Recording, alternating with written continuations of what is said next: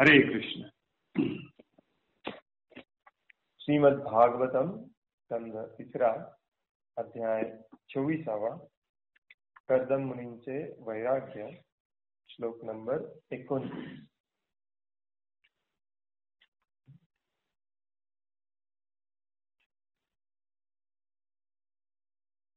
स एव भगवान् अद्य हेलनं नगण्य नः गृहेषु जातो ग्राम्याणां यः स्वानां पक्षपोषणः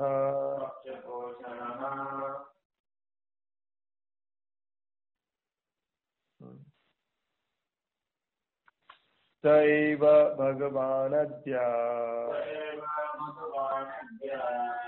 हेलनं न गणय्यनः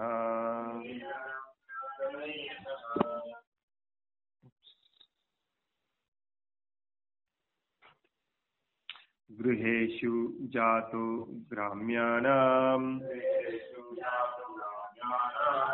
यः स्वानां पक्षपोषणः स एव भगवानद्य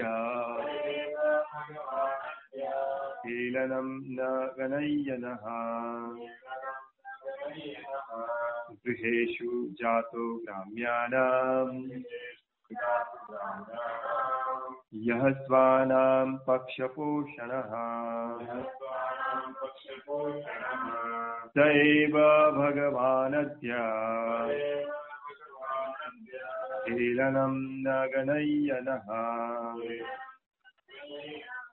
गृहेषु जातो ग्राम्याणां यः स्वानां पक्षपोषणः स एव भगवानद्य हेलनं न गणय्यनः गृहेषु जातो ग्राम्याणां यः स्वानां पक्षपोषणः स एव भगवानद्य हेलनं न गणय्यनः गृहेषु जातो ग्राम्याणां यः स्वानां पक्षपोषणः सः एव तेज भगवान पूर्ण पुरुषोत्तम श्री भगवान अद्य आज हेलनम उपेक्षा न नाही गणय्य उच्च आणि नीच याचा विचार न करता नः आमच्या गृहेषु घरी जातः अवतीर्ण ग्राम्याणां साधारण गृहस्थाश्रमीयांच्या यः जे स्वानां आपल्या भक्तांच्या पक्षपोषणः पक्षाला जे आधार देतात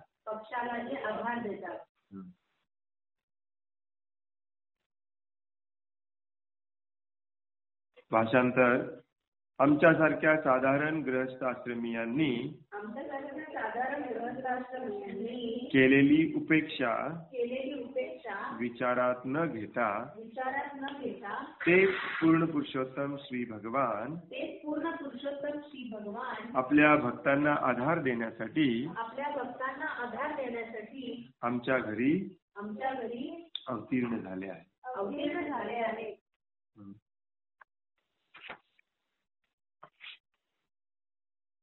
काल आपण वाचलं भगवान कपिल देवांना एकांत स्थळी भेटून प्रार्थना सुरू करतात. त्याच्यामध्ये पहिल्यांदाच म्हणतात की बऱ्याच प्रदीर्घ काळानंतर आता देवता प्रसन्न झालेल्या आहेत.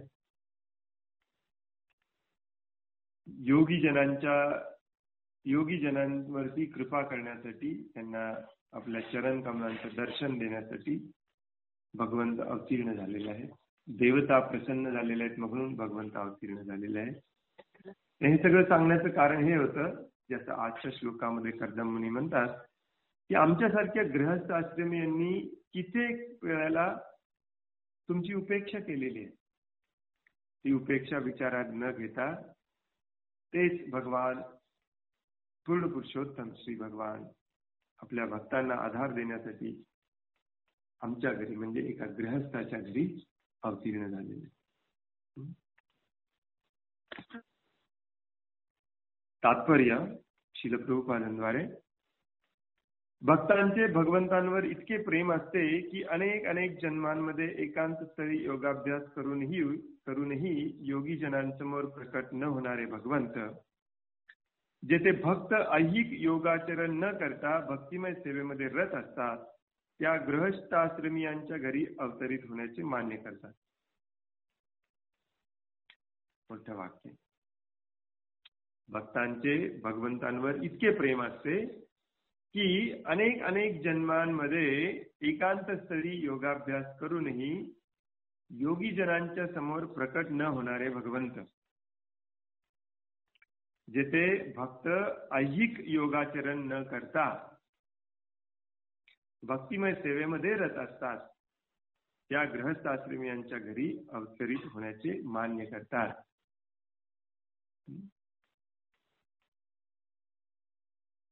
जसं काल आपण वाचलं की योगाचा मुख्य उद्देश असतो भगवंतांशी जोडलं जाणे. भगवंतांशी जोडलं जात नसेल तर अशा प्रकारचा योगाभ्यास करण्यात काही अर्थ नाही. म्हणजे योगीजन जे असतात ते योगीजन अनादि अनंत काळासाठी, बऱ्याच जन्मासाठी एकांत स्थळी जाऊन योगाचा अभ्यास करत, अशा योगीजनांना देखील भगवंत आपलं दर्शन देतो.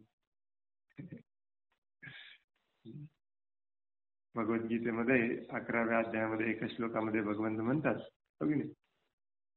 की 11व्या 13व्या, कितीही यज्ञ तपस्या करा, कितीही पूजा अर्चना करा, कितीही दान धर्म करा, मी तुमच्या समोर प्रकट होत आहे. मी कोणासमोर प्रकट होतो? जो माझी अनन्य भावाने भक्तिमय सेवा करत असतो त्याच्यासमोर प्रकट होतो. आणि हेच सिक्रेट आहे ऍक्च्युली, भगवंतांना भेटायचं, भगवंतांना प्राप्त करायचं आणि भगवंतांचं सानिध्य प्राप्त करून भगवंतांची सेवा करण्यामध्ये जो आनंद आहे तो आनंद प्राप्त करायचा, हेच सिक्रेट आहे. अनन्य भावाने भक्तिमय सेवा केली पाहिजे, त्याच्यासमोरच भगवंत प्रकट होतात. त्यालाच भगवंत ज्ञान प्रदान करतात. ते देखील भगवंत तेच भगवद्गीतेत हेच सांगतात. ज्ञान देखील आपण बरेच वाचन करू, श्रवण करू, परंतु त्यालाच ज्ञान मिळतं जो भगवंतांची प्रेममय भक्तिमय सेवा करण्यामध्ये सतत युक्त आहे. श्लोक तेषां सतत युक्तानां भजतां प्रीतिपूर्वकं ददामि बुद्धी योगम, त्यालाच बुद्धी देतात भगवान. भगवद्गीतेमध्ये हे स्वतः भगवान श्रीकृष्ण अगदी स्पष्टपणे ह्या गोष्टी सांगतात की मी त्यालाच ज्ञान देतो, मी त्याच्या समोरच प्रकट होतो, मी त्यालाच प्राप्त होतो, तो माझा भक्त आहे, जो माझी भक्तिमय सेवा करते आणि मी त्यालाच समजू शकतो. बाकी कोणाला भगवंत समजत नाही. कितीही प्रयत्न करा, तर्क वितर्काने, योगाभ्यासाने, एकांतस्थळी कित्येक जन्म जरी आपण योगाभ्यासाचं आचरण केलं तरी भगवंत समजणार नाही, प्रकट होणार नाही. भक्त्या माम अभिजानाति, भगवंत मी फक्त भक्तालाच समजतो. दुसऱ्या शब्दात भक्तिमय सेवा इतकी सुलभ आहे की त्या योगे अगदी कौटुंबिक मनुष्य देखील भगवंतांना आपल्याच परिवारातील एक सदस्य म्हणून पाहू शकतो. उदाहरणार्थ कर्दम मुनींनी भगवंतांना पुत्र म्हणून पाहिले. ते योगी असले तरी गृहस्थ आश्रमी होते, परंतु भगवंतांनी पुत्र रूपाने कपिल मुनी म्हणून त्यांच्या गृही अवतार घेतला होता. महत्वाचा मुद्दा, ते योगी असले तरी ते गृहस्थ होते. सद्यस्थितीला श्रील प्रभुपादांच्या या चळवळीमध्ये असं समजलं जातं की गृहस्थ होत आश्रमामध्ये पदार्पण करणे किंवा गृहस्थ होणे हे पाप कर्म आहे. गृहस्थ आश्रमियांना असं खाली बघितलं जातं आणि ब्रह्मचारी होणे, ब्रह्मचारी राहणे म्हणजे श्रेष्ठ समजणे. असं कुठेच नाही ऍक्च्युली. भगवद्गीता आपण जेव्हा वाचतो तेव्हा आपल्या लक्षात येतं की सर्वश्रेष्ठ भक्त कोण आहे? भगवद्गीतेमध्ये अर्जुन. अर्जुन ब्रह्मचारी होता का? नाही. अर्जुन संन्यासी होता का? नाही. अर्जुन ब्राह्मण होता का? नाही. असं पण मग सांगितलं जातं आपल्याला, भक्तीचं फक्त ब्राह्मणांनाच कळतं, कुठेच सांगितलेलं नाही. का बरं गृहस्थ आश्रमीयांच्याकडे असं बघितलं जातं? कारण या भौतिक जगामध्ये मी श्रेष्ठ की तू श्रेष्ठ याच्यासाठीच आपण स्पर्धा करत आहोत, त्याच्यासाठीच आपण इथे आलेलो आहोत. त्यामुळे भक्तीमध्ये येऊन पण आपण हेच करत असतो, मी श्रेष्ठ की तू श्रेष्ठ, मी श्रेष्ठ भक्त की तू श्रेष्ठ भक्त. श्रेष्ठ भक्त तोच असतो. श्रील प्रभुपाद बऱ्याचदा श्रेष्ठ भक्ताची व्याख्या देतात, रूप गोस्वामी बऱ्याचदा श्रेष्ठ भक्ताची व्याख्या देतात, ज्याला उत्तम अधिकारी म्हटलं जातं. त्याचं लक्षण काय असतं उत्तम अधिकाऱ्याचं? तो पाहतो की या जगामध्ये सगळे भगवंतांची सेवा करत आहेत, मी एकटाच करत नाही, असा ज्याचा भाव असतो तो श्रेष्ठ भक्त. हे कुणी सांगितलं? आणि आज आपल्या या चळवळीची दयनीय अवस्था त्याच्यामुळेच आहे. मी स्वतः पाहिलेलं आहे ऍक्च्युली की ब्रह्मचारी लोक प्रतिष्ठेसाठी वशीला लावून भगवा वस्त्र घेतात, वशीला लावून ब्राह्मण दीक्षा घेतात. का? कारण ब्राह्मण दीक्षा झालेल्यांना मान सन्मान आहे, भगवा वस्त्र धारण केलेल्याला मान सन्मान आहे. आणि मग आपली बघा, आपली सगळी मंदिरं, आपले सगळे आश्रम, आपले सगळे प्रोजेक्ट यांच्या मॅनेजमेंट खाली. मॅनेजमेंट हा ऍक्च्युली ब्राह्मणाचा धर्मच नाही. मॅनेजमेंट हा क्षत्रियांचा धर्म. ब्राह्मणाचा धर्म आहे निस्वार्थपणे फक्त ज्ञान देण्यात द्यायचं काम करणे, पठण पाठन यजन याजन. आणि मग हे मंदिराध्यक्ष असोत किंवा मॅनेजर असोत, हे सगळे ब्रह्मचारीच आहेत आपल्या इथे. आणि मग ते ग्रहस्थांना असं वागवतात जणू काही तुम्ही एकदम खालच्या लेवलचे आहात. ग्रहस्थ आहे. भगवान श्रीकृष्ण ग्रहस्थाच्याच घरी अवतीर्ण होतात, वसुदेव आणि देवकीच्या घरी, नंद महाराज आणि यशोदा मैयाच्या घरी, महाराज दशरथांच्या घरी, कर्दम मुनींच्या घरी. श्रील प्रभुपाद आपले जे आचार्य होते त्यांनी अशी अवहेलना ग्रहस्थांची कधीच केली नाही. उलट त्यांनी सांगितलं की या कलियुगामध्ये ब्रह्मचारी राहणे जवळजवळ इम्पॉसिबल आहे, अशक्य आहे. त्यामुळे तुम्ही गृहस्थ व्हा. गृहस्थ आश्रमाला शास्त्रामध्ये कुठेही अमान्य केलेलं नाहीये किंवा हीन मानलेलं नाही. यस, बऱ्याच ठिकाणी असं सांगितलेलं आहे की ज्याला इंद्रिय तृप्ती कंट्रोल करता येत नाही तो गृहस्थ आश्रमामध्ये. परंतु हा देखील वर्णाश्रमामधला एक मार्ग आहे, ज्या मार्गाने आपण भगवंतांना प्राप्त करू शकतो. त्यामुळे याच्यात काहीच चुकीचं नाहीये. आणि जो गृहस्थ आश्रमी आपल्या गृहामध्ये, हे शब्द खूप महत्वाचे आहेत, लक्षात ठेवा. आश्रम हा शब्द खूप महत्वाचा आहे, गृह हा शब्द खूप महत्वाचा आहे. संस्कृत मध्ये प्रत्येक शब्दाला प्रचंड डीप असा अर्थ असतो. उगीच हे शब्द निर्माण केले नाही. ग्रह चा आश्रम त्यालाच म्हटलं जातं ज्या ग्रहामधले सगळे लोक भगवंतांच्या सेवेमध्ये आहेत. नसेल तर त्याला आश्रम हा शब्द जोडायचा नाही, मग तो फक्त ग्रहस्थ राहतो. इनफॅक्ट शास्त्रामध्ये त्याला ग्रहमेधी म्हटलेलं आहे. आश्रम कधी होतं? जिथं भगवंतांची सेवा केली जाते, भक्ती केली जाते. अशा ज्या ग्रहामध्ये सगळे भगवंतांच्या सेवेमध्ये आहेत ते गृहस्थ आश्रम, तो गृहस्थ आश्रम असतो. त्या गृहस्थ आश्रमामध्ये काहीच वाईट नाही आहे, कारण सगळे भगवंतांच्या सेवेमध्ये आहेत. कोणालाही अशा गृहस्थ आश्रमियांना खाली पाडून बोलायचं काही कारणच नाही. स्वतः श्रील प्रभुपादांनी बऱ्याच जणांची लग्न लावून दिली आणि गृहस्थ आश्रमामध्ये राहा म्हणून सांगितलं. गृहस्थ आश्रमांनी दोन्ही पती पत्नी दोघांना प्रभुपादांनी सेवा दिली आणि जगासमोर घोषणा केली प्रभुपादांनी की हे माझे खरे संन्यासी शिष्य आहेत. आणि भगवान श्रीकृष्ण देखील भगवद्गीतेच्या 5व्या अध्यायामध्ये म्हणतात की जो माझी सेवा करत असतो तो खरा संन्यासी असतो, मग तो कोणीही असू दे, गृहस्थ आश्रमामध्ये असला तरी. खरा त्याग कशाचा असतो? फळाचा त्याग करायचा असतो. काल पण आपण वाचत होतो. हा ग्रह हा शब्द कुठून येतो? ग्रह हा शब्द येतो जिथे गृहिणी असते, स्त्री पत्नी असते. जेव्हा आपण लग्न करतो तेव्हाच आपण गृहस्थ आश्रमी होतो, त्याच्यापूर्वी आपण गृहस्थ आश्रमी नसतो. तिथे गृहिणी असते. गृहिणी हा शब्द कुठून येतो? गृहिणी म्हणजे अशी स्त्री जी घरामध्ये कृष्ण भावनेचा आचरण करण्यामध्ये सर्वांना मदत करते, घर सांभाळते, तिला गृहिणी म्हणतात. संस्कृत किती स्ट्रॉंग, किती परफेक्ट आहे बघा. संस्कृत मधले प्रत्येक शब्द परफेक्ट. मग अशा ठिकाणी भगवंत अवतीर्ण होणार नाही तर कुठे होणार? भगवंत कर्दम मुनी बॅचलर असताना, कर्दम मुनी ब्रह्मचारी असताना त्यांच्या आश्रमामध्ये भगवंत अवतीर्ण झाले नाही, प्रकट झाले नाही. गृहस्थ आश्रमामध्ये असताना. परंतु कर्दम मुनी हे एक महान योगी होते. लग्नापूर्वी ते एक महान ऋषी होते, संत होते, मुनी होते. मुनी म्हणजे जो मनावरती कंट्रोल ठेवतो.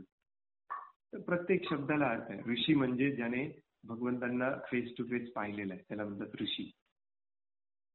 जो भगवंतांचा साक्षात्कार झाला आहे. त्यामुळे कर्दम मुनींना गृहस्थ आश्रमामधले डेंजर्स जे असतात त्या डेंजर्सची कल्पना होती. आणि यस, तसं बघायला गेलं तर ब्रह्मचारी आश्रम, संन्यास आश्रम हे श्रेष्ठ असतं, कारण तिथे इंद्रिय तृप्तीवरती, मनावरती पूर्ण कंट्रोल केलेला. परंतु कलियुगामध्ये ढोंगी प्रिटेन्स करून, प्रिटेंडला काय म्हणतात,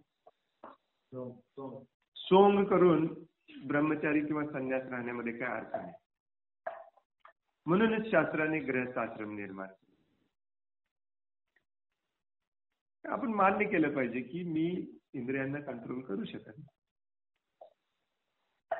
आणि मुळात ब्रह्मचारी तोच असतो ज्याला गुरुच्या सानिध्यामध्ये वयाच्या 5व्या वर्षापासून ते 15व्या वर्षापर्यंत ट्रेनिंग दिलं जातं. ब्रह्मचारी आश्रमात कोणाला दिले? आपल्या ब्रह्मचार्यांपैकी आपले सगळे ब्रह्मचारी कॉलेजमधून ओढून ताणून आणलेले, चला ब्रह्मचारी व्हा. त्याने जबरदस्तीने ब्रह्मचारी आश्रम मध्ये ठेवलेले. परवाच एक प्रभूजी आमच्याकडे आले होते. ते मला सांगत होते की त्यांचे जे काउन्सिलर आहेत ते त्यांना फोर्स करतात, लग्न करू नका, लग्न करू नका. हा इतका मोठा मूर्खपणा आहे. प्रभुपादांनी एक्झॅक्टली उलट केलं, लग्न करा. कारण लग्न नाही केलं तर तुम्ही खूप सारी पाप कर्म करत नाही. लग्न करून एका विवाह बंधनामध्ये गृहस्थ आश्रम होऊन गृहस्थ आश्रमियांचे कर्तव्य पालन करून भगवंतांची सेवा करा. तुम्ही खरे संन्यासी आहात. गृहस्थ आश्रम मध्ये काहीही वाईट नसतं. ऍक्च्युली जे आपले मंदिर आहेत, जे प्रोजेक्ट आहेत, जे आश्रम आहेत, जे संस्था आहेत, सेंटर आहेत, ते सगळे गृहस्थ आश्रमियांच्या अंडर असले पाहिजे. मॅनेजमेंट हे गृहस्थ आश्रमियांकडे असतं. ब्रह्मचारी किंवा संन्याशांकडे नसतं. बघा तुम्ही आजपर्यंतच्या इतिहासामध्ये कुठला राजा ब्रह्मचारी होता का? राजाचं काम असतं प्रजेचं प्रजा राज्य मॅनेज करणे. कारण प्रभुपाद एक शब्द वापरतात, त्याला मराठीत काय म्हणतात माहिती नाही. गृहस्थ आश्रमीयांना जबाबदारी असते, इम्पिटस असतं. व्हॉट इज इम्पिटस इन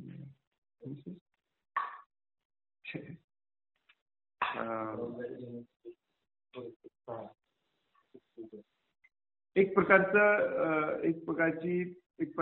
प्रकारचं प्रोत्साहन, एक प्रकारचं उत्तेजन असतं त्यांना काम करण्यासाठी, कारण त्यांच्या मागे कुटुंब असतं. जबाबदारी ते टाळू शकत नाही. साध्या सोप्या शब्दात म्हणजे मागे त्यांच्या आग लागलेली असते, त्यामुळे त्यांना काम करायलाच लागतं. माझ्या मागे पत्नी आहे, मुलं आहेत, मला त्यांची जबाबदारी आहे, म्हणून ते सगळी कामं व्यवस्थितपणे करतात. ब्रह्मचारी संन्यासी लोक करत नाही. ऑफकोर्स खरा संन्यासी हा पूर्णपणे भगवंतांच्या सेवेमध्ये असतो, त्यामुळे ते सगळं काही करू शकतो. एक उत्तम अधिकारी सगळं काही करू शकतो. जसे श्रील प्रभुपाद हे परफेक्ट मॅनेजर होते, परफेक्ट अकाउंटंट होते, ते तुम्हाला परफेक्ट टीचर होते. सगळ्या गोष्टीमधले ते ज्ञान द्यायचे. अगदी 5 पैशाचा हिशोब देखील आपल्या शिष्यांना सांगायचे, शिकवायचे, जबाबदारीने वागायचे, कारण ते एक उत्तम अधिकारी होते. आपण नाही आहोत. परंतु एक जो गृहस्थ असतो तो मात्र खूप जबाबदारीने वागत असतो, आणि म्हणून मॅनेजमेंट हे जनरली गृहस्थांकडे दिले. Very important. त्यामुळे हे सगळं सांगण्याचा माझा उद्देश आहे की तुम्हाला कुणी उद्या मंदिरामध्ये किंवा आपल्या आश्रमांमध्ये, सेंटरमध्ये असं कुणी हीन वागवलं तर लक्षात ठेवा, तुम्ही हीन नाहीये. गृहस्थ हा ऍक्च्युली एक आश्रम आहे जो परंतु हे पण तुम्ही लक्षात ठेवलं पाहिजे की आपल्यापैकी बरेच जण गृहस्थ आश्रमामध्ये नाहीये. कर्दमुनी गृहस्थ आश्रमामध्ये. गृहस्थ आश्रम म्हणजे काय? आश्रम म्हणजे जिथे भगवंतांसाठी काम केलं जातं. आश्रम नाही, आश्रम. आश्रम म्हणजे काय? जिथे श्रम केलं जात नाही, जिथे काहीच काम केलं जात नाही, जिथे फुकट जीवन जगलं जात. सगळे आश्रम आपण अश्रम करून ठेवले जातात. ब्रह्मचारी पण अश्रम झालेला आहे. आश्रम, आपण गृहस्थ आश्रमामध्ये असलं पाहिजे. गृहस्थ आश्रम म्हणजे जिथे भगवंतांची सेवा केली जाते, भगवंतांसाठीच काम केलं जातं. नसेल तर आपण काय होतो, मगाशी मी शब्द वापरले, गृहमेधी होतो. भागवतामध्ये बऱ्याचदा हा शब्द येतो, गृहमेधीच्या. गृहमेधी म्हणजे काय? गृहस्थ आश्रमामध्ये तोच प्रवेश करतो ज्याला आपल्या इंद्रिय कंट्रोल करता येते, त्याच्यासाठी हे अलाउड आहे. परंतु आश्रमामध्ये, गृहस्थ आश्रमामध्ये प्रवेश केल्यानंतर जर तो इंद्रिय सुखाच्या मागे मागेच गोल फिरत असेल, भगवंतांना विसरून गेला असेल, तर त्याला म्हणायचं गृहमेधी. मेढ, मराठीमध्ये ज्याला मेढ म्हणतात ना, मेढ म्हणजे मधला खांब. त्या खांबाभोवती जसा बैल फिरत असतो मळणीचा, तसा गृहस्थ आश्रमामध्ये प्रवेश केलेला व्यक्ती इंद्रिय तृप्तीच्या मागे गोल गोल फिरत. मी, माझी पत्नी, माझी मुलं, माझा संसार, माझं घर, माझी संपत्ती, माझी जागा, अहम ममेती, प्रभुपाद म्हणतात. ही अहम ममेती म्हणजे सगळं माझं आहे, ही भावना या गृहस्थ आश्रमीयांना या घर, पत्नी, मुलं, नातेवाईक यातून निर्माण होते, अहम ममेती. आणि ही जी भावना आहे ही आपण जर घालवून दिली नाही आणि भगवंतांच्या सेवेमध्ये सहकुटुंब आलो नाही, तेव्हा आपण गृहमेधी होतो. गृहमेधी हे निंद्य आहे शास्त्रामध्ये. गृहस्थ हे प्रशंसनीय आहे. गृहस्थ आश्रम हा प्रशंसनीय आहे. भगवंत अशा गृहस्थ आश्रमीयांच्या घरी प्रकट होतात, अवतार धारण करतात.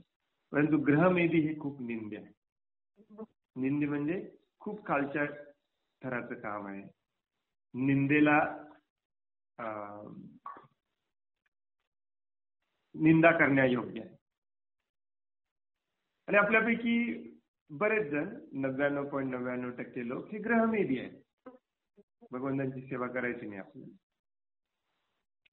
बऱ्याच जणांना प्रश्न पडतो की गृहस्थ होऊन बऱ्याच जबाबदाऱ्या असतात. काम करायचं असते, अन्न पाणी निवारा, अन्न वस्त्र निवारा याच्यासाठी काबाड कष्ट करायचं असते. हे सगळं सोडून आम्ही भगवंतांची सेवा कशी करणार प्रभूजी? आपल्याला वाटतं जे ब्रह्मचारी आहेत, जे संन्यासी आहेत, ते भगवंतांच्या सेवेमध्ये 24 तास आहेत. गृहस्थ भगवंतांच्या सेवेमध्ये 24 तास राहू शकत नाही. हे पूर्णपणे चुकीचं आहे. प्रत्येक आश्रम हा डिझाईनच असा केलेला आहे वर्णाश्रमामध्ये की तुम्ही पूर्णपणे भगवंतांच्या सेवेमध्ये राहू शकता आणि शुद्ध होऊन मुक्त होऊ शकता. गृहस्थ आश्रमी देखील. येस, इनफॅक्ट आजकालचे ब्रह्मचारी आणि जे संन्यासी आहेत ते स्वतःच्या उदरनिर्वाह करता गृहस्थांवरती अवलंबून असतात आणि उदरनिर्वाहाची एवढी काळजी असते त्यांना की गृहस्थ आश्रमीयांचे तेच चेले बनतात. कलियुगाचं हे लक्षण आहे. यांना कधीच मुक्ती मिळणार नाही.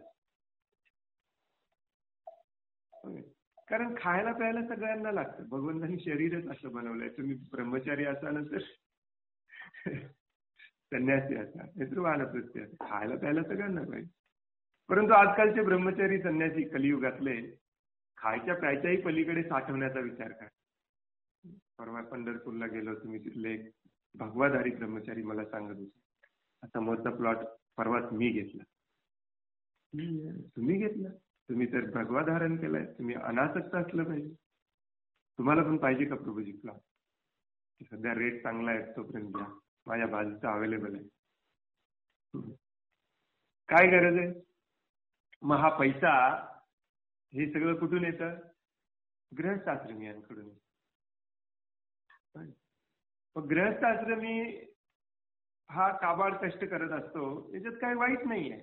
आता हेच काबाड कष्ट आपल्या गरजा कमी कमी करत साधं जीवन जगत जेवढं लागतंय तेवढ्यासाठीच आपण धडपडलं पाहिजे. उरलेला वेळ, उरलेला पैसा, उरलेला आपला संग्रह, संपत्ती सगळं भगवंतांच्या सेवेमध्ये मला कसं वापरता येईल याचा विचार करून जो पती पत्नी मुलं सगळे भगवंतांच्या सेवेमध्ये असतात, तो गृहस्थ आश्रमी देखील भगवंतांकडे जातो, मुक्त हो, भगवत धामात परत जातो. No doubt about it. उलट हे ब्रह्मचारी कधीच जाणार नाही. जे साधं जीवन जगायच्या ऐवजी गृहस्थ आश्रमीयांकडून पैसा डोनेशन घेऊन घेऊन घेऊन साठवून ठेवतात. बऱ्याच ब्रह्मचारी लोकांचे बँकेमध्ये अकाउंट आहेत, संन्यासी लोकांचे पण बँकेमध्ये अकाउंट स्वतःच्या नावाने. ब्रह्मचारी म्हणजे मी त्यांची चर्चा करतोय ज्यांनी भगवा वस्त्र धारण केलेलं आहे, ज्यांनी आपल्या गुरुला वचन दिलेलं आहे. भगवा वस्त्र कोण धारण करतो? तो धारण करतो जो गुरुला वचन देतो की मी नैष्टिक ब्रह्मचारी राहण्याचं वचन देतोय, मी कधीही लग्न करणार नाही.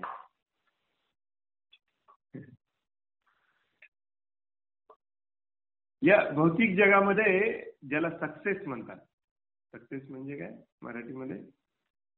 यश.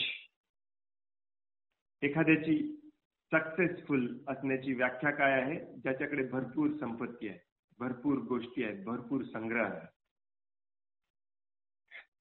अध्यात्माप्रमाणे यशाची, सक्सेसची व्याख्या काय आहे? ज्याच्या गरजा सगळ्यात कमी आहे, तो सक्सेसफुल म्हणून.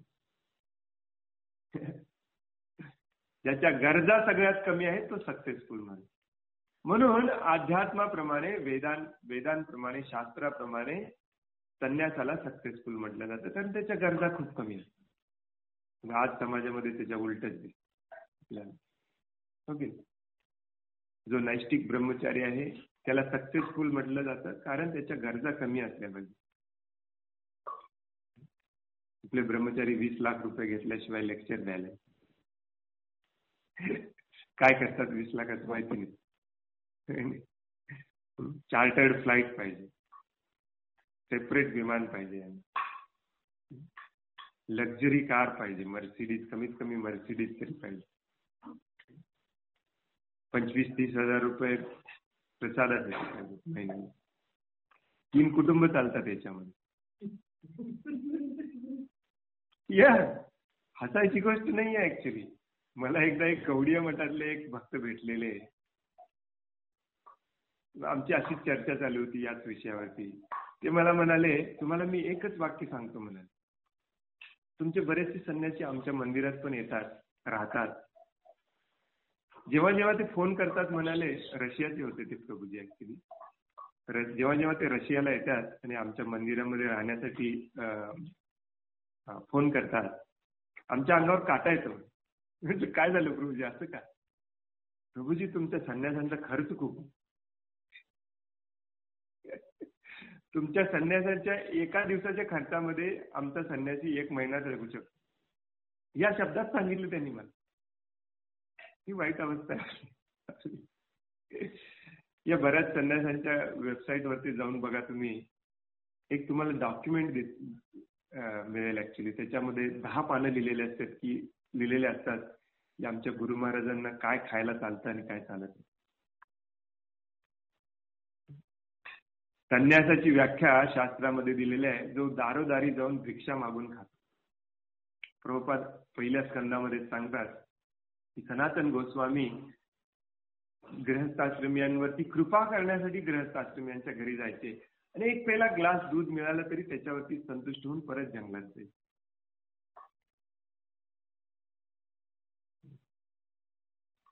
परंतु आज समाजामध्ये अशी धारणा आहे की मुक्त झाले तर हे ब्रह्मचारी आणि संन्यासीच होणार, तुम्ही गृहस्थाश्रमी काही मुक्त होणार नाही, तुम्ही पापी आहे. आणि हे एक्झॅक्टली सेम श्रीमद भागवतमच्या 12व्या स्कंदामध्ये दिलेलं आहे की कलियुगामध्ये जो धर्माचा ढोंग करतो तो फेमस होणार, जो खरा धार्मिक आहे त्याच्याकडे कुणी लक्ष देणार. तर हा श्लोक जो आज आपण वाचत आहोत तो अत्यंत महत्वाचा आहे ऍक्च्युली. की कर्दम मुनी अशा प्रकारचे महान ब्रह्मचारी होते, महान ऋषी होते, महान मुनी होते. त्यामुळे त्यांना गृहस्थाश्रम हे संन्यास किंवा ब्रह्मचारीपेक्षा खालचा आहे त्यांना माहिती आहे. म्हणून ते या हीन भावनेने म्हणतात की आमच्यासारखे गृहस्थ लोक सदैव पाप कर्मामध्ये असतात, इंद्रिय कंट्रोल करू शकत नाही, भगवंतांची, तुमच्या शास्त्रांची, तुमच्या उपदेशांची अवहेलना करतात, उपेक्षा करतात. तरीही आमच्यावरती कृपा करून आमच्या घरी तुम्ही अवतीर्ण झाला आहात. तुम्ही किती महान आहात, किती कृपावंत आहात, किती दयाळू आहात. भगवंतांची दया, कृपा त्याच्यातून स्पष्ट करायचा प्रयत्न करतात कर्दममुनी. परंतु माझा थोडासा उलटा सांगण्याचा उद्देश हा होता की जनरली कलियुगामध्ये असं मानलं जातं, त्यामुळे तुम्ही वाईट वाटून घेऊ नका. ऍक्च्युली कलियुगामध्ये जर कोणाला चान्स असेल शुद्ध व्हायचा तो गृहस्थाश्रमियालाच आहे. निदान तो मान्य तरी करतो की माझी इंद्रिय तृप्तीवरती कंट्रोल नाही आहे, त्यामुळे मी गृहस्थ आश्रमामध्ये राहून भगवंतांची सेवा करतो, भक्ती करतो. व्हेरी इम्पॉर्टंट, हे जाणून घ्या. परंतु आपली चूक कुठे होते हे जाणून घ्या. आपली चूक कुठे होते? आपण सध्या गृहस्थाश्रमी नाहीये, आपण सध्या गृहमेधी आहे. त्यामुळे परफेक्ट गृहस्थाश्रमी बना, कर्दम मुनींसारखे. श्रीमद भागवतमच्या 7व्या स्कंदामध्ये 11व्या अध्यायापासून 15व्या अध्यायापर्यंत नारद मुनी वर्णाश्रम, प्रत्येक वर्ण आणि प्रत्येक आश्रम समजावून सांगतात. आणि मला वाटतं शेवटचे 2 अध्याय जे आहेत 14 आणि 15 त्याच्यामध्ये गृहस्थ आश्रमियांनी कसं राहिलं पाहिजे हे सांगितलेलं. प्रत्येक गृहस्थ आश्रमियांनी ते 2 अध्याय वाचले पाहिजे, श्रवण केले पाहिजे, समजावून घेतले पाहिजे आणि त्याप्रमाणे काटेकोरपणे राहण्याचा प्रयत्न केला पाहिजे. मग आपण गृहस्थ आश्रमी होतो. आणि मग तुम्हाला कोणीही थांबवू शकणार नाही भगवंतांना पाहण्यापासून, भगवंतांना प्राप्त करण्यापासून आणि भगवत धामात जाण्यापासून. कुठलाही भगवाधारी तुमच्या आडवं येणार नाही आणि म्हणणार नाही तुम्ही भगवत धामात जाऊ शकत नाही. हो की नाही?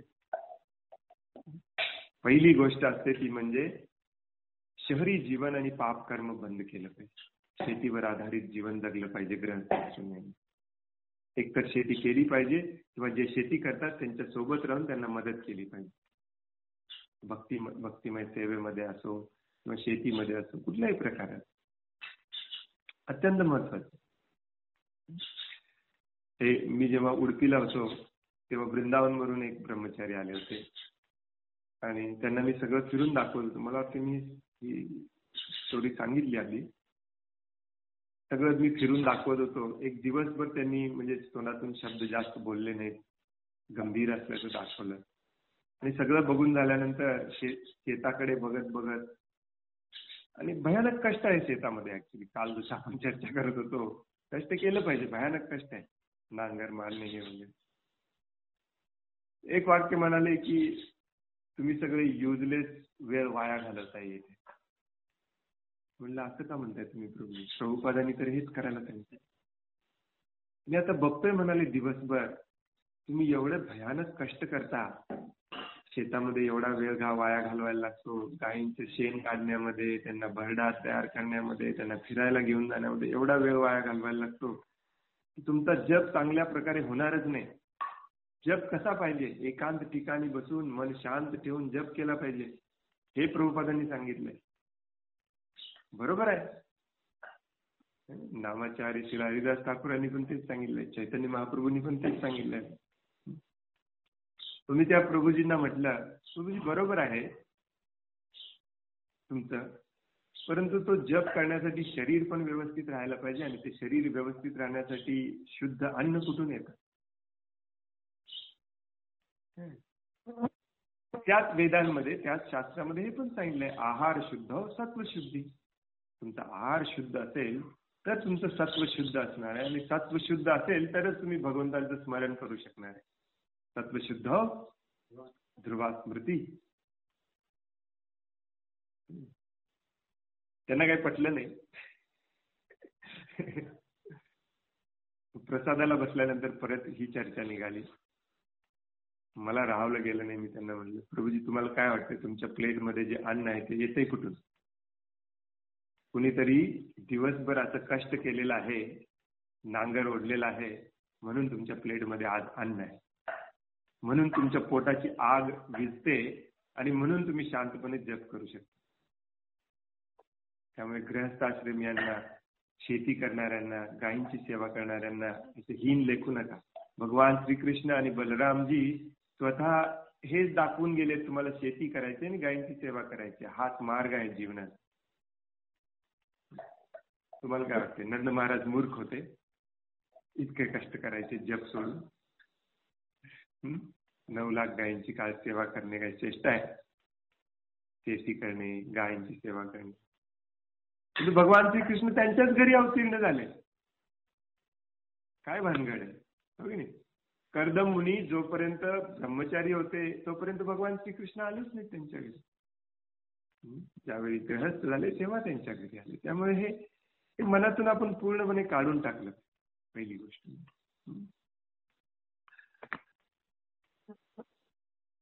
पुढे वाचूया आपण. दिव्य साक्षात्काराच्या इतर सर्व पद्धतींना मागे टाकणारी सामर्थ्यशाली अलौकिक पद्धत म्हणजे भक्तिमय सेवा. सेवा केली पाहिजे.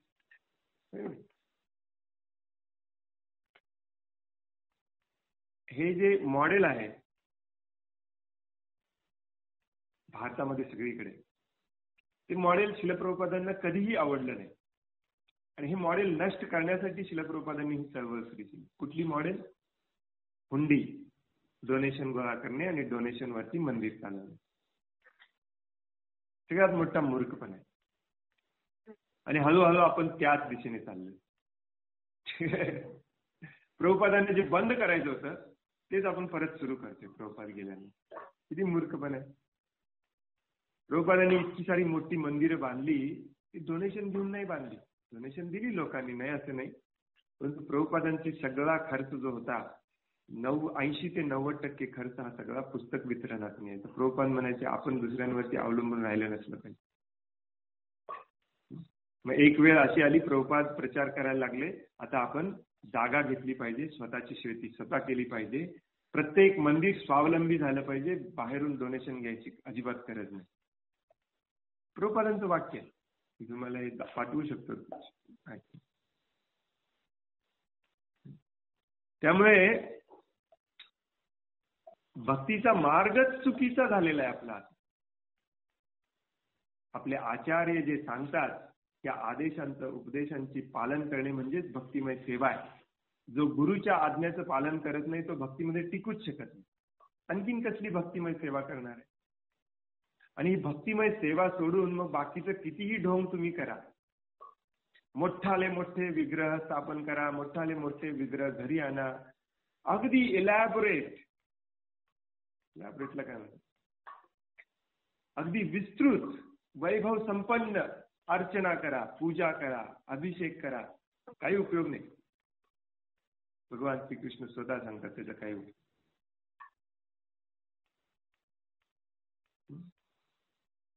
येस, त्याचा अर्थ असा नाही की हे करायचं नाहीये.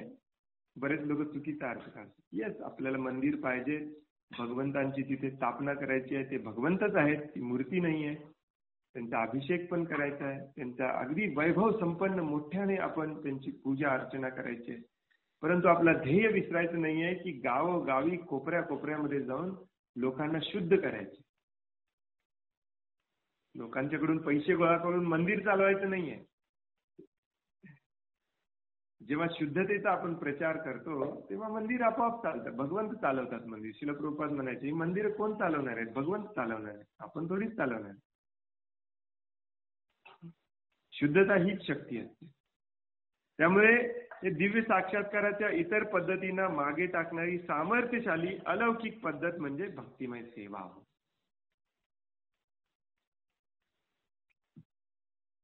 एक वेळ संन्यासी भगवत धामात जाणार नाही, परंतु स्वयंपाकघरामध्ये भगवंतांसाठी सेवा करणारे माताजी 100% भगवत धामात जाणार. हे शास्त्राचं विधान. एवढं सेवेला महत्व.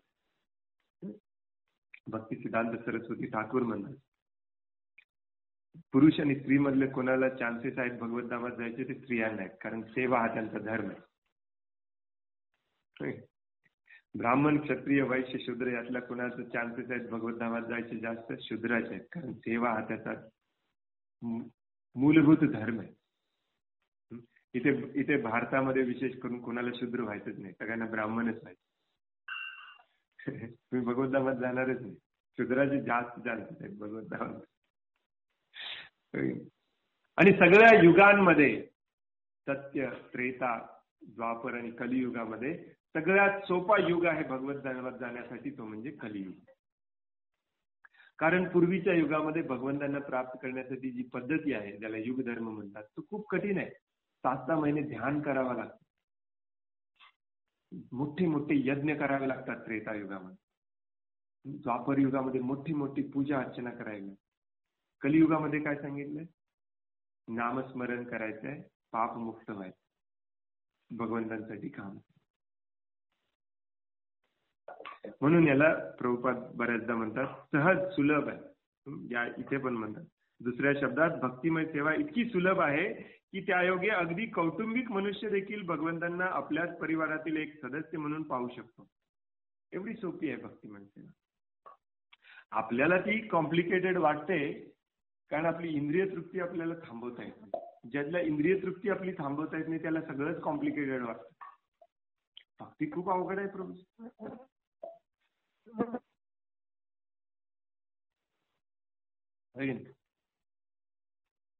सगळं पटतंय प्रभूजी, खरं अवघड आहे प्रभू.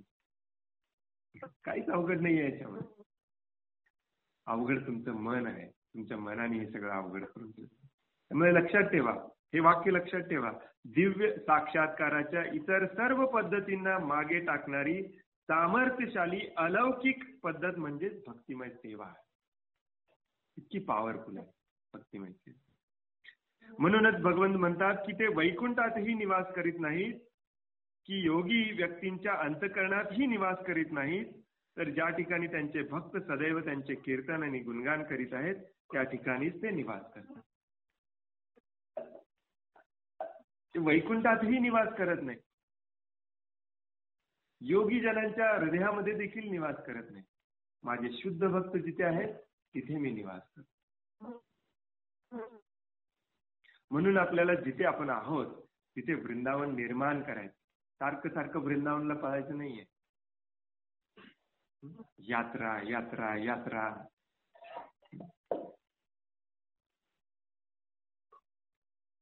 संत तुकडोजी महाराज म्हणतात, कोंबडी बकरी खातो रे बाबा, कशाला पंढरी जातो.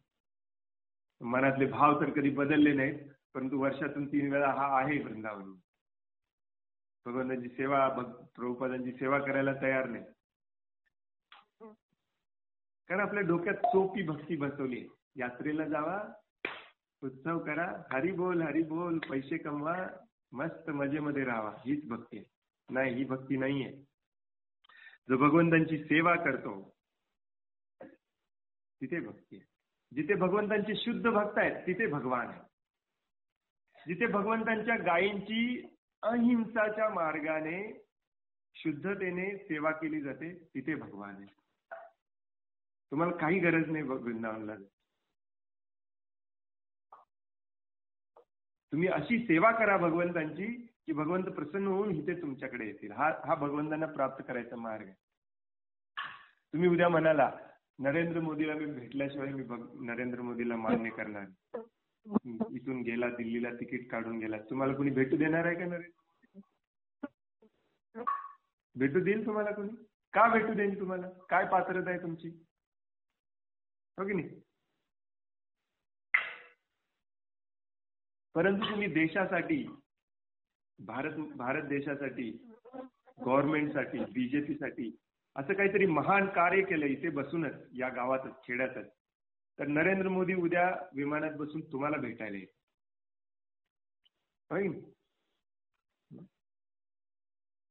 तसंच आहे भक्तीचं.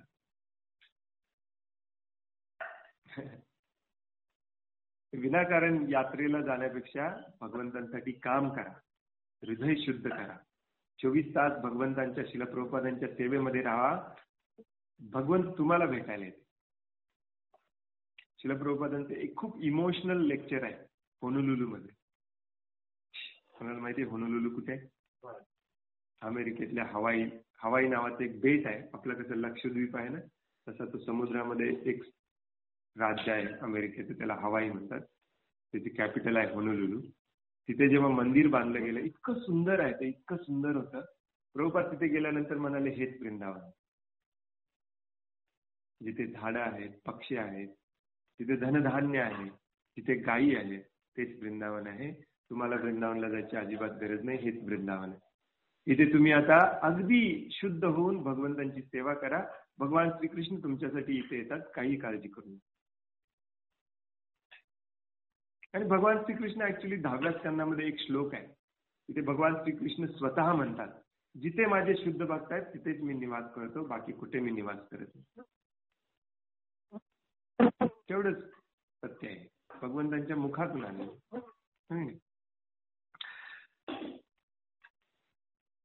ते भक्त वत्सल म्हणून ओळखले जातात. त्यांचे वर्णन कधीही ज्ञानी वत्सल किंवा योगी वत्सल असे केले जात नाही. भक्त वत्सल, त्यांचे वर्णन सदैव भक्त वत्सल असेच केले जाते, कारण इतर अध्यात्मवाद्यांपेक्षा भक्तांकडे त्यांचा अधिक कल आहे. केवळ भक्तच त्यांना यथार्थपणे जाणू शकतो असे भगवद्गीतेमध्ये म्हटलेले आहे. भक्त्या माम अभिजानाति. मनुष्य मला एकमेव भक्ती मार्गाद्वारेच जाणू शकतो, अन्य कोणत्याही मार्गाने नाही. एकमेव हेच ज्ञान सत्य आहे, कारण ज्ञानी किंवा मानसिक तर्कवाद्याला भगवंतांच्या केवळ अंगकांतींचा अथवा तेजाचाच साक्षात्कार होऊ शकत असला आणि योगी व्यक्तीला भगवंतांच्या केवळ आंशिक प्रतिनिधी रूपाचा साक्षात्कार होऊ शकत असला, तरी भक्ताला मात्र भगवंतांची यथारूप अनुभूती होतेच आणि त्याचबरोबर त्याला त्यांचा प्रत्यक्ष सहवासही प्राप्त होतो. कोणाला नको आहे पूर्ण साक्षात्कार, सहवास? भगवंतांची तुम्ही डायरेक्टली सेवा करू शकता. भगवंतांना तुम्ही डायरेक्टली पाहू शकता, जो भगवंतांची अगदी प्रेममय भक्तिमय सेवा करतो कायमचा. त्यामुळे हे गृहस्थ आश्रमी यांना देखील पूर्णपणे शक्य आहे. उलट कलियुगामध्ये गृहस्थ आश्रमी यांनाच जास्त शक्य आहे, परंतु तेव्हाच जेव्हा आपण गृहमेधीपासून गृहस्थ बनतो, गृहस्थ आश्रमामध्ये स्थित हो. म्हणून आपल्यापैकी प्रत्येकाने संन्यासी होण्याचा प्रयत्न न करता गृहस्थ आश्रमी व्हायचा प्रयत्न केला. गृहमेधी म्हणजे इंद्रिय तृप्तीच्या मागे, इंद्रिय तृप्तीच्या मागे न जाता आपलं घर, आपले कुटुंब, आपली संपत्ती कशी भगवंतांच्या सेवेमध्ये वापरता येईल, रात्रंदिवस याचाच विचार करायचा आपल्याला. बस भगवंत तुमच्या घरामध्ये येऊन राहतात, तुमच्या पोटी जन्म घेतात.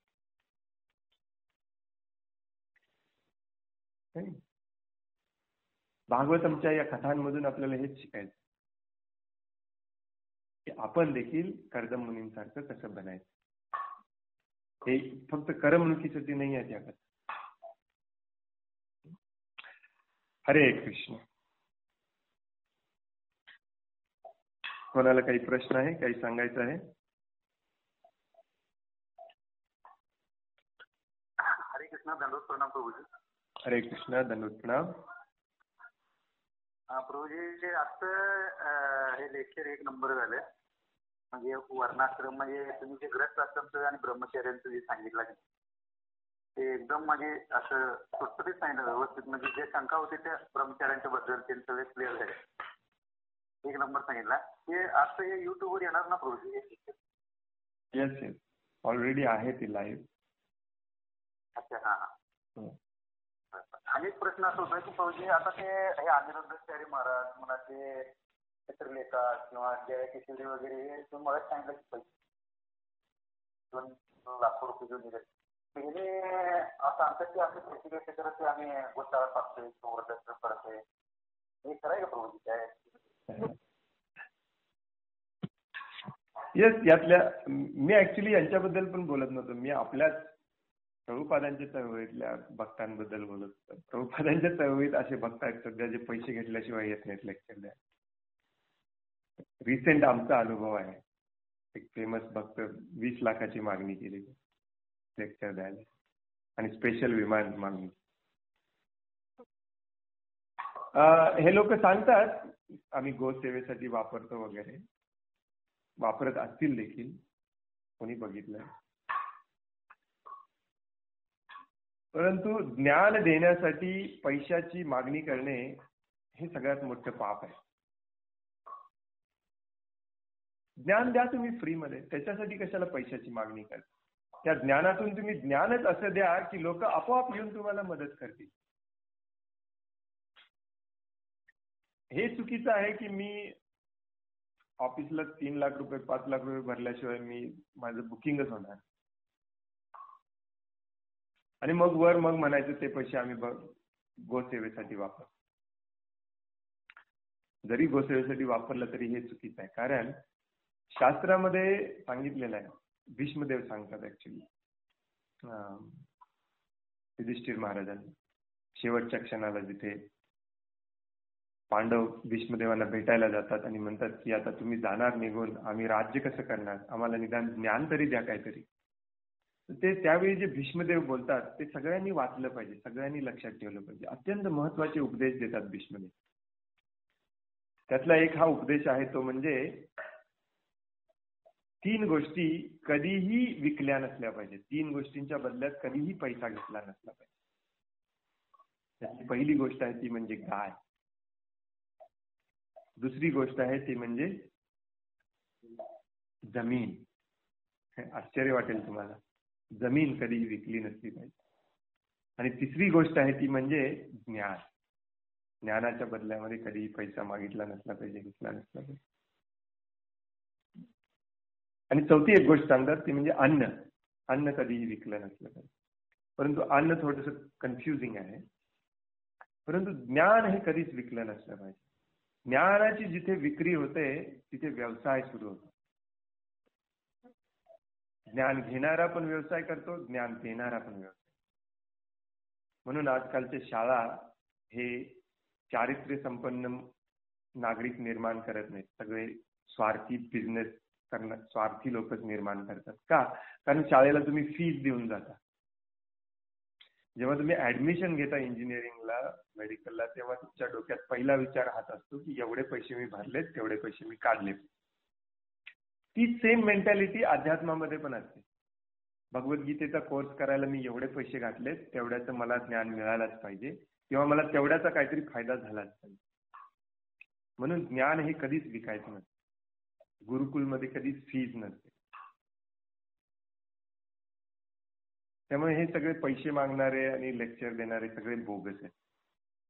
तर तुम्ही कशासाठी पैशाचा वापर करा, काही उपयोग नाही.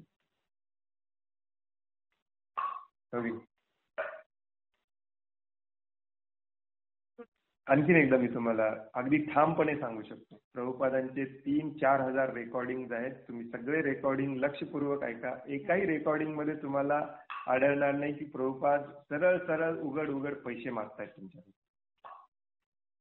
ऍक्च्युली प्रभुपाद इनडायरेक्टली पण कधी मागत नाही. प्रभुपादांच्या लेक्चरमध्ये तुम्हाला फक्त आणि फक्त एवढंच आढळणार की अरे तुम्ही मूर्ख आहात, तुम्ही इथून मुक्त व्हा, तुम्ही पाप कर्म बंद करा, तुमच्यासाठी मी हे सांगायला आलोय बस. तरीही प्रभुपादांना पैसा मिळाला, तरीही मंदिरं निर्माण झाली, तरीही एवढ्या देशांमध्ये प्रचार झाला. कुणी केलं हे सगळं? शुद्धतेने केलं, भगवंतांनी केलं. काही गरज नाही. आजकालचे आपले भक्त देखील लेक्चरमध्ये 10 वेळा सांगतात डोनेशन द्यायला, कारण आपल्याकडे शुद्धता नाही. शुद्धता नाही म्हणून आपल्याला एक खालचा मार्ग वापरावा लागतो. द्या द्या द्या म्हणावं लागतं. कारण तुम्ही किती शुद्ध आहात हे दाखवून दुसऱ्यांनी आपोआप द्यावं ही तुमची पात्रताच राहिलेली नाही आता. त्यामुळे सारखं द्या द्या द्या म्हणायला लागतं. हा प्रॉब्लेम आहे. शुद्धता असेल तर सगळं काही भगवंत बघून घेतात. सगळं भगवंतांवर अवलंबून राहायला शिकलं पाहिजे. आणखीन एक महत्वाची गोष्ट, आता हे तुम्ही विचारलंय म्हणूनच मी सांगतो. आपल्यापैकी बऱ्याच जणांना ही सवय आहे. एका ठिकाणी तुम्हाला कुठेतरी चांगलं वाटलं ना की शुद्ध ज्ञान मिळतंय, तिथे थोडे दिवस का होईना तुम्ही तिथे एका ठिकाणी टिकून राहा. याचं लेक्चर ऐकायचं, त्याचं लेक्चर ऐकायचं. हे जे माताजी लोक आहेत त्यांचं तर अजिबात ऐकू नका. हे खूप चुकीचं आहे. माताजी, विशेष करून यंग माताजींनी एवढ्या मोठ्या क्राऊड समोर बसून लेक्चर देणे. जरी तुम्ही विद्वान असला तरी तुमचं काम वेगळं आहे. म्हणून तुम्हाला इंटरनेटवरती, सोशल मीडियावरती ह्या ज्या माताजी आहेत, चित्रलेखा वगैरे, त्यांच्याबद्दल वाईट बोललेलं पण बऱ्याच ठिकाणी आढळेल तुम्हाला, कारण लोकांची प्रवृत्तीच तशी असते. एनिवे, माझा सांगायचा मुद्दा हा होता की एक थोडे दिवस हे सगळं बंद करायचं. मन शांत ठेवून एक चित्ताने भगवद्गीता, भागवतम वाचन श्रवण करायचं. आपण काय करतो, आणि हाच सगळ्यात मोठा प्रॉब्लेम आहे फेसबुक, युट्यूब, या सोशल मीडियाचा, इंटरनेट. आपण जरी फोकसने एकाच मार्गाने जात असलो तरी मध्ये येऊन फेसबुक सांगतं आपल्याला, अरे हे पण बघ, अरे हे पण बघ, हे पण चांगलं आहे, हे पण बघ, हे पण चांगलं आहे. आणि मग आपण कन्फ्युज होतो. युट्यूबचा उद्देशच तो आहे, फेसबुकचा उद्देशच तो आहे. मला असं म्हणायचं नाही की तुम्ही फक्त माझेच लेक्चर ऐका, परंतु एक कुठेतरी एका ठिकाणी थोडे दिवस शांतपणे चलबिचल न होता शांतपणे एकाच मार्गाने जायचा प्रयत्न करायचा. ते आपल्याला पटलं नाही तर सोडून द्या, दुसरं शोधा. परंतु दिवसातून 10 वेळेला ह्याचं एकदा थोडं आहे, त्याचं एकदा थोडं आहे. मग मधनच कोणीतरी एखादा स्पेशल व्हिडिओ पाठवतो गरिबांना मदत केलेला, मधनच कुणीतरी एखादा व्हिडिओ पाठवतो वाघाच्या तोंडातून शेळीला वाचवलेला, ते पण आपल्याला बरं वाटायला लागतं. सगळंच बरं वाटायला लागतं, सगळं चांगलंच वाटायला लागतं, सगळं बरंच वाटायला लागतं. आणि ऍक्च्युली हे असं का केलेलं आहे डिझाईन लक्षात घ्या, कारण मी सॉफ्टवेअर इंजिनियर आहे, मी तुम्हाला सांगू शकतो. जेवढे लोक ते बघतील तेवढे त्या बनवणाऱ्यांना पैसा मिळत असतात. मॅक्झिमम लोक आजकाल या सोशल मीडियातून पैसे कमवतात, तो त्यांचा बिझनेस झाले. त्यामुळे ते तुम्हाला पुश करणार, हे पण बघा, हे पण बघा, हे पण बघा, हे पण बघा, हे पण बघा, हे पण. कशाला बघायचं? आणि माझी एक विनंती आहे, बघायचं बघा, मला फॉरवर्ड करणार. काही गरज नाहीये. मी 1999 पासून इंटरनेट सुरू झाल्यापासून मी इंटरनेटवरती आहे. मला माहिती आहे काय बघायचं काय बघायचं. मी असं अहंकाराने गर्वाने सांगत नाही, परंतु हे खूप डिस्टर्बिंग असतं ऍक्च्युली. आपल्या मनाला डिस्टर्ब करतं, आपला वेळ वाया घालवतं, आणि आपण ते दुसऱ्यांना फॉरवर्ड करून अजून त्यांचा वेळ वाया घालवतो. ओके. आणि विशेष करून हे जे आहेत आता ते पिवळं पिवळं एक असते बघा, दाढी आहे त्यांची, त्यांचं नाव काय त्या महाराजांना? प्रेमानंद महाराज. खूप चांगलं बोलतात ते, मला त्यांच्याबद्दल काही वाईट माझं मत नाही आहे, परंतु नका ऐकू. थोडे दिवस एकाच मार्गावरती राहा, लक्षात. मग थोडस मनातले तुमचे संशय सगळे सगळे असे शांत होतात. मग तुम्ही जेव्हा बाहेरचं ऐकायला लागता तेव्हा तुम्हाला त्यातला फरक जाणवायला लागतो की हे बरोबर आहे का, हे बरोबर आहे. आता सध्या तुम्ही कोमल अवस्थेमध्ये आहे. कोमल अवस्थेमध्ये असताना उगी इकडे तिकडे करत बसायचं नाही. हे भगवंतांनी भगवद्गीतेच्या दुसऱ्या अध्यायात 14व्या श्लोकात भगवंतांनी पण सांगितलेलं आहे, तुम्ही एकदा जाऊन वाचा. बहुशाखा यानंतस्य, एक मार्गी राहिलं पाहिजे. व्यवसायात्मिका बुद्धी म्हणतात भगवंत त्याला. जसा बिझनेस करणारा दुसरा कशाचा विचार करत नाही, व्यवसायात्मिका बुद्धी. माझा फायदा कशात आहे, दिवसभर तोच विचार करत. त्याला कोणी जाऊन सांगा जरा चल जरा इकडे लेक्चर आहे जाऊन येऊया, बिझनेस माइंडेड असतो. गुजराती लोक बघा कसे, मारवाडी लोक. तसं आपण भक्तीमध्ये एक माइंडेड असलं पाहिजे, एक मार्गी राहिलं पाहिजे. आपलं दुर्भाग्य आहे ऍक्च्युली, आपण या फेसबुकच्या युगामध्ये जन्मलोय. आपलं कर्म आहे ते, त्यामुळे यातून बाहेर कसं पडायचं आपल्याला थोडंसं शिकलं पाहिजे, हो की नाही? हरे कृष्ण, हरे कृष्ण. आणखीन कोणाला काही प्रश्न आहे, काही सांगायचं आहे?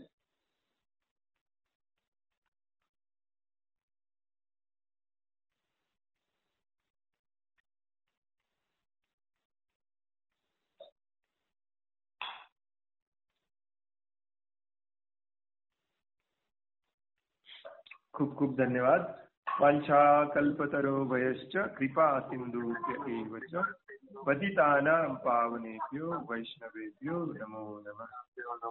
अनंत कोटि वैष्णव वृंद की, वैष्णव ठाकुर शिल प्रभुपाद की जय. ग्रंथराज श्रीमद् भागवतम की जय. हरे कृष्ण दंडोत. हरे कृष्ण दंडोत. हरे कृष्ण प्रभुजी दंडोत प्रणाम. हरे कृष्ण प्रभुजी दंडोत प्रणाम.